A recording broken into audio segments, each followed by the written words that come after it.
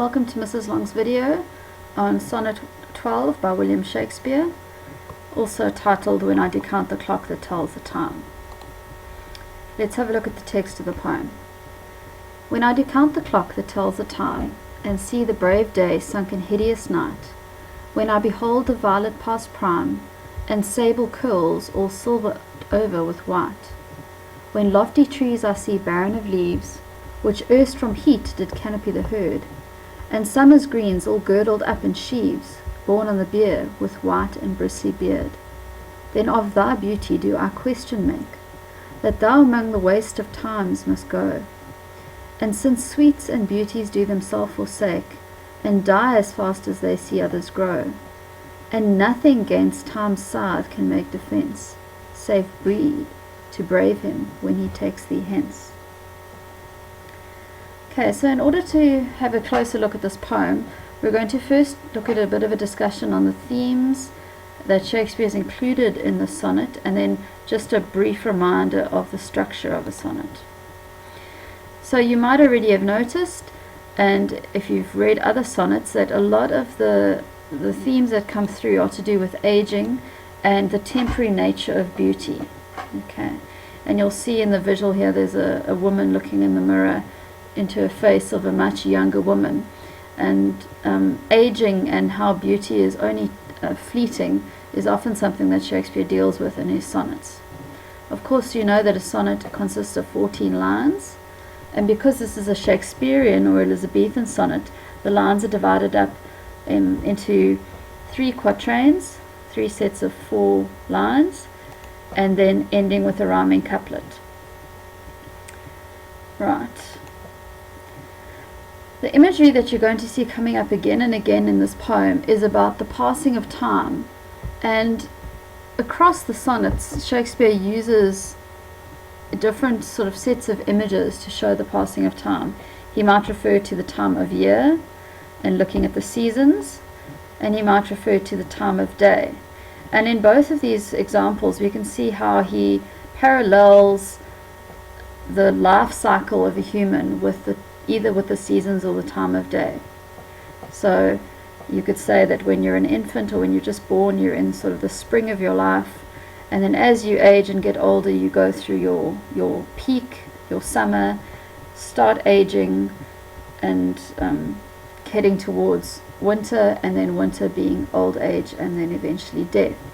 And the same can be done with if you look at the time of day, morning being when you are young and an infant, and then midday, your prime of life, going towards dusk or twilight, and then night symbolizing death.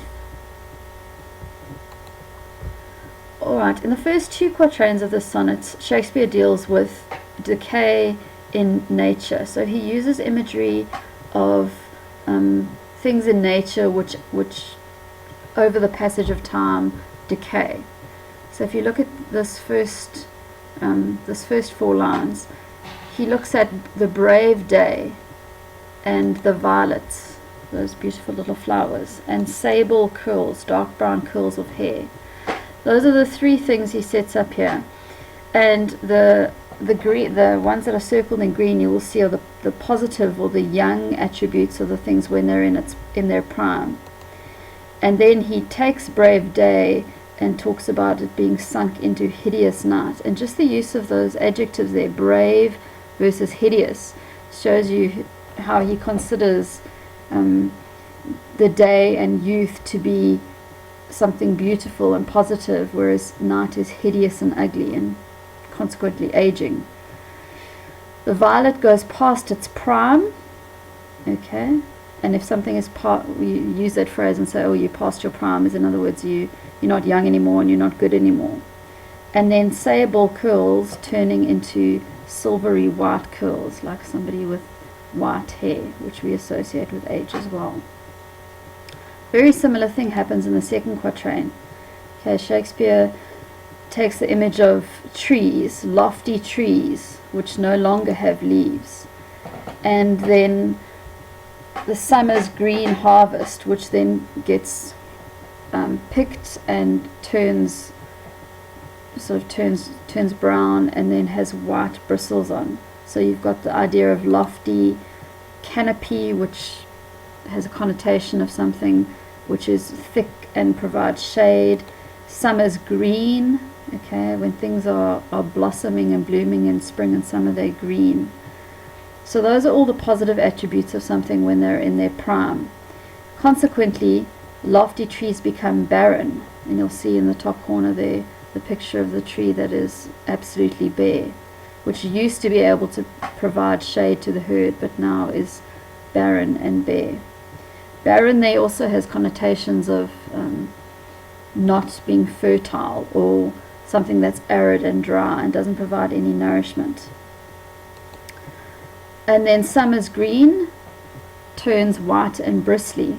And there's actually quite a beautiful image happening in the last two lines of this quatrain, where the comparison of the sheaves of wheat which are wrapped up and then shipped off to be harvested and made into grain, and then the comparison with the cart to a bier, which is the platform that carries a body or a coffin at a funeral.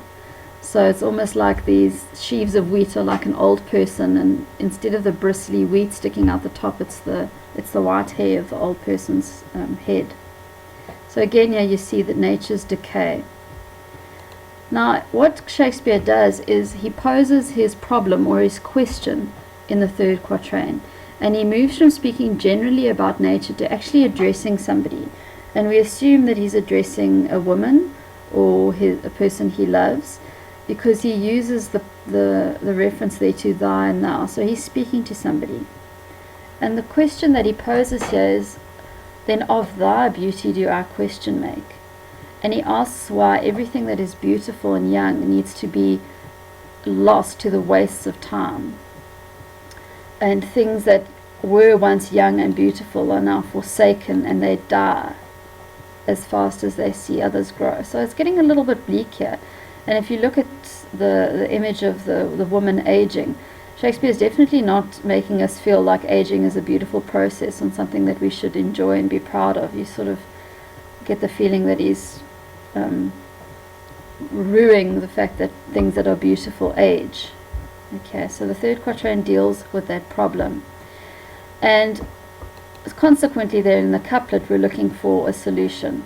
And Shakespeare does provide us with a solution, although it's up to you to say whether or not that provides you any comfort. So he says, nothing against time's scythe can make defense. In other words, let's be realistic. We cannot defy aging, we cannot defy death. Time, with his scythe, which is that sickle sort of shaped implement there, doesn't wait for anybody.